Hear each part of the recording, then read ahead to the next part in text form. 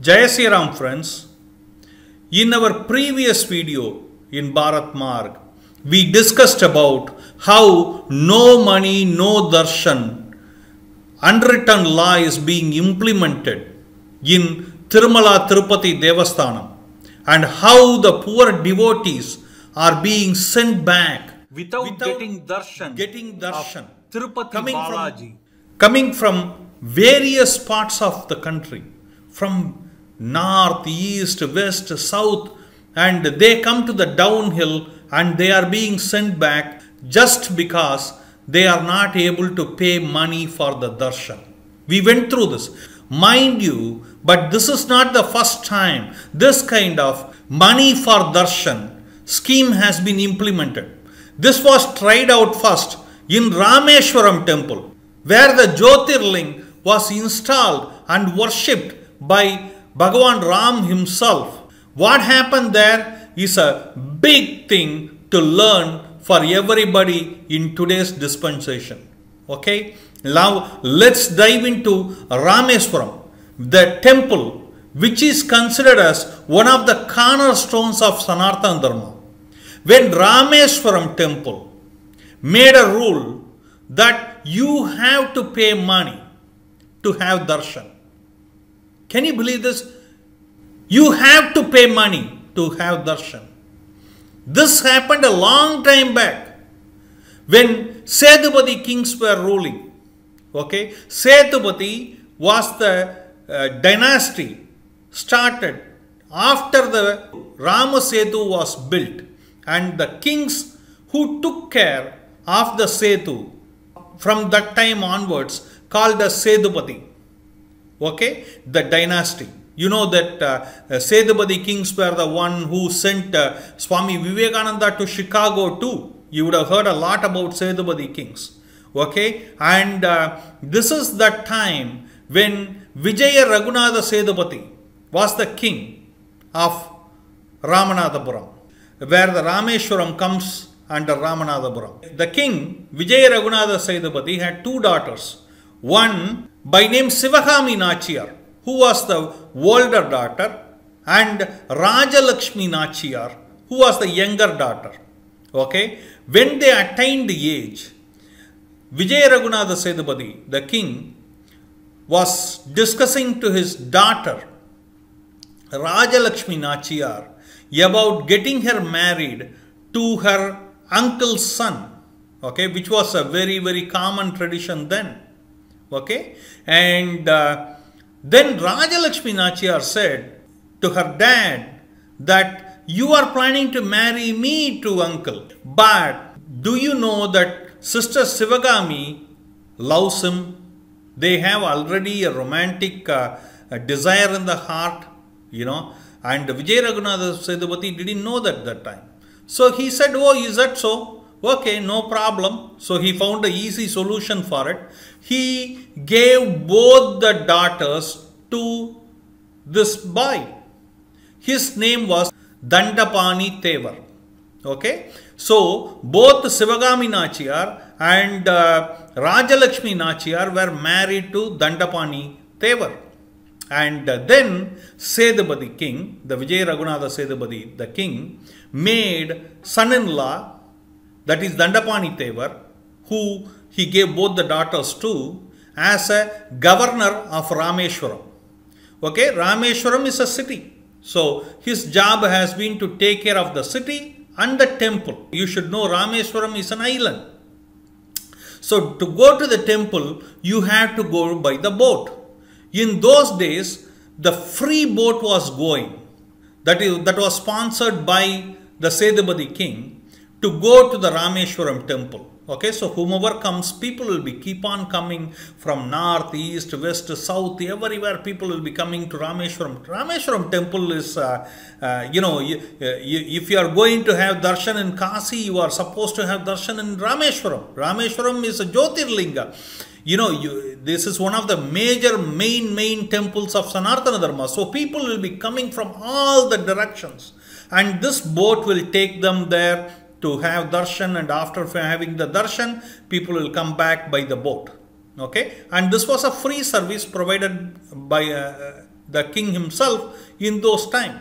Now, Dandapani Tevar, the son-in-law, once he became the governor of Rameswaram and took charge of the Rameswaram temple, he was wondering how to increase the income of the temple, because he wanted to do lot more things to the temple. He had right heart though. Okay, he had the heart in the right place, and he wanted to know how to increase the income to the temple. So what he did was, to the free boat that was going before, he implemented a ticket of quarter anna. You know, in those days there used to be a quarter anna. You know, I don't know if you remember that. You're old enough to remember that. Okay, quarter anna was the ticket.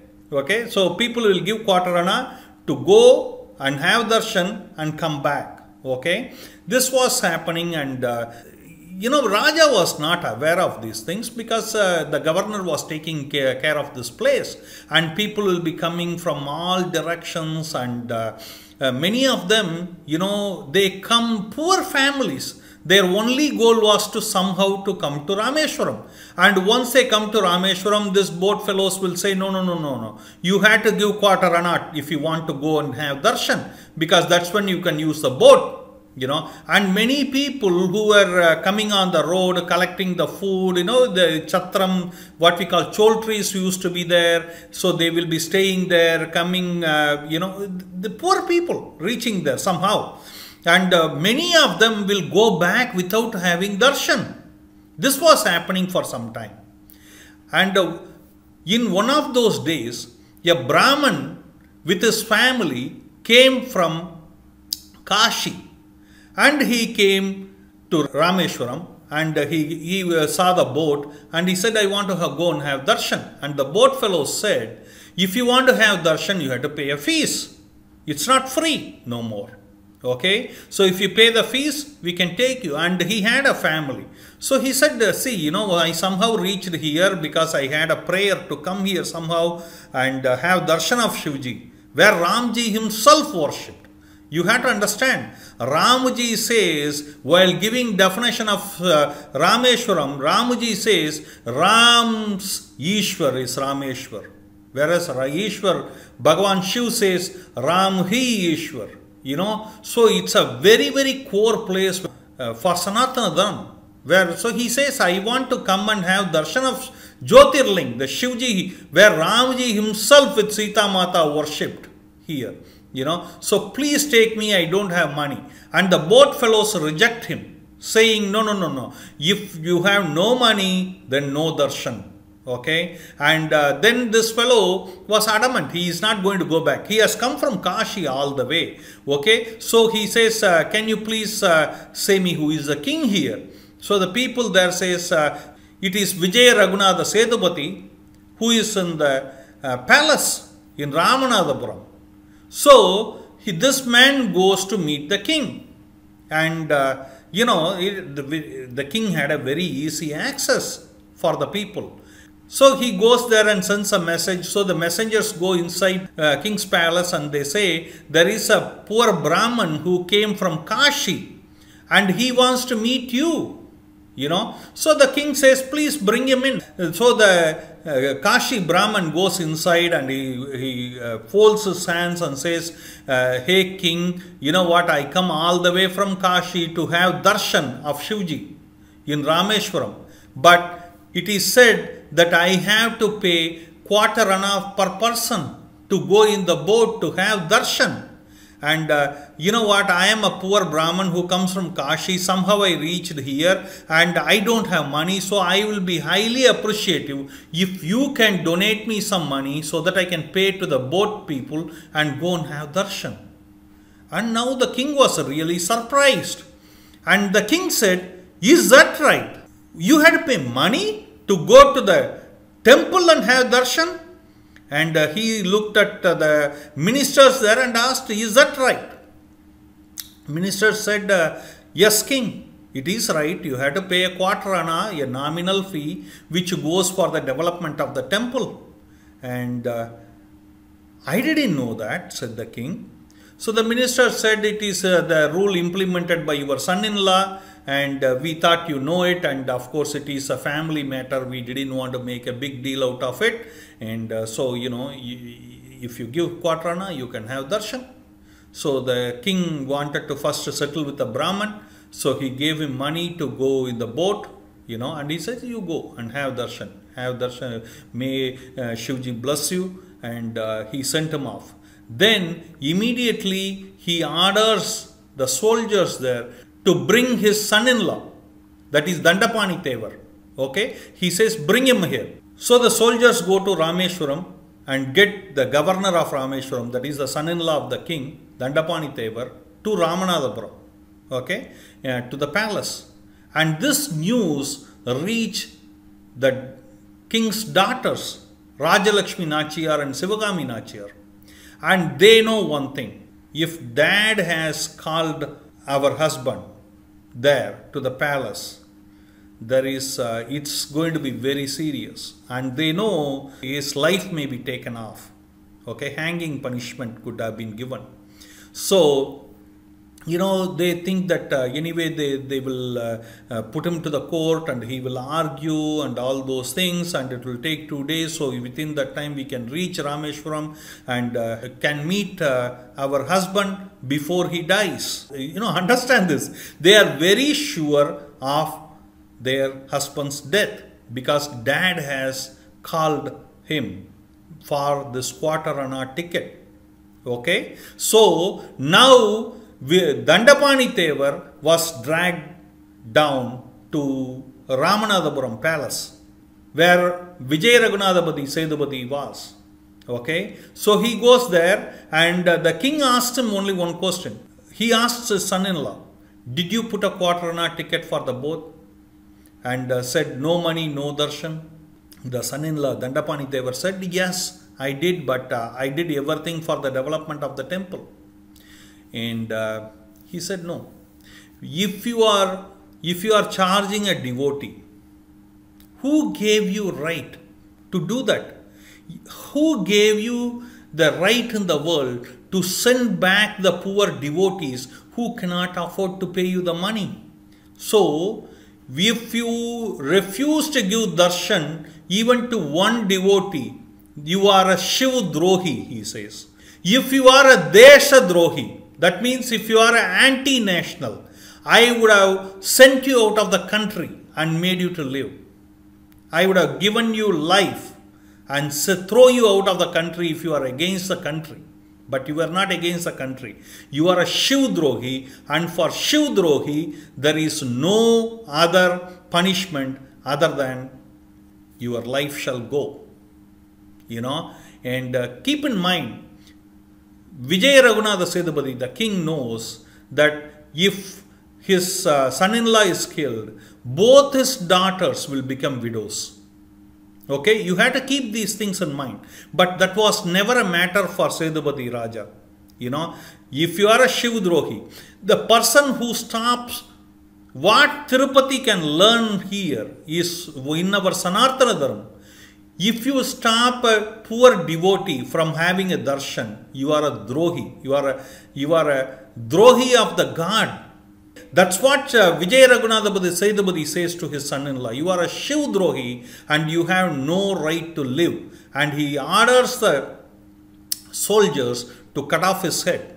By this time, already to see him, thinking that it will take at least 2 days to go to the court and argue everything. Both his daughters from their place of residence are coming to meet their husband. But on their way itself, they have been informed that their husband has been killed already. Okay, where the older sister, Sivagami, came to know her husband was killed, she killed herself also. And on the way of Ramanathapuram palace, where Rajalakshmi Nachiyar came to know that her husband was killed, she also killed herself. Because they both thought we could have corrected him and we didn't, and we are also equal partner in the crime, and they both killed themselves. It's a history, folks. Now, if you are going to Rameswaram, which you should and you will, and it is a very important place where to go and worship, where Ramji with Sita Mata and Hanumanji worshipped Shivji.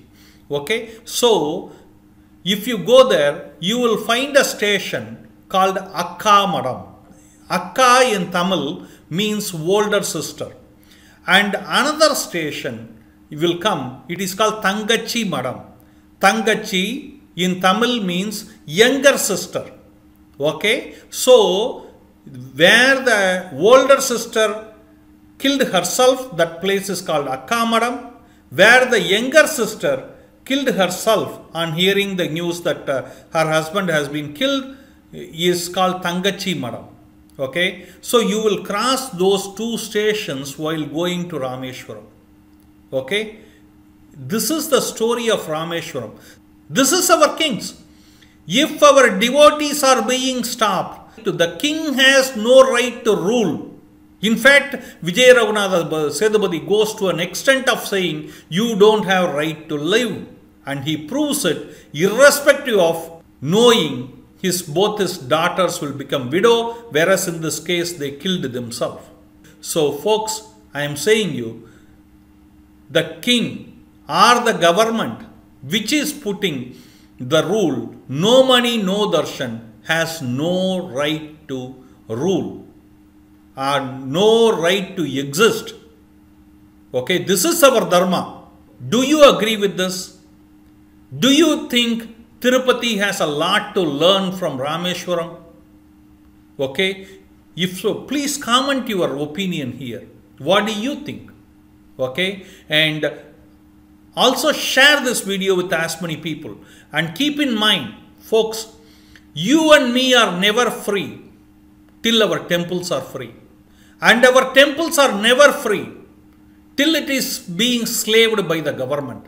Until its property has been looted by the government, till the poor devotees are discriminated. So let's fight for one thing. The solution for this is only one thing, that is freeing our temple from the class of the government. If you agree, comment, like the video folks, like and subscribe to the channel and share it with as many people as you can. Okay, join hands with us to spread the message of Sanatana Dharma around the world, because with you we can reach the world. Jai Sri Ram.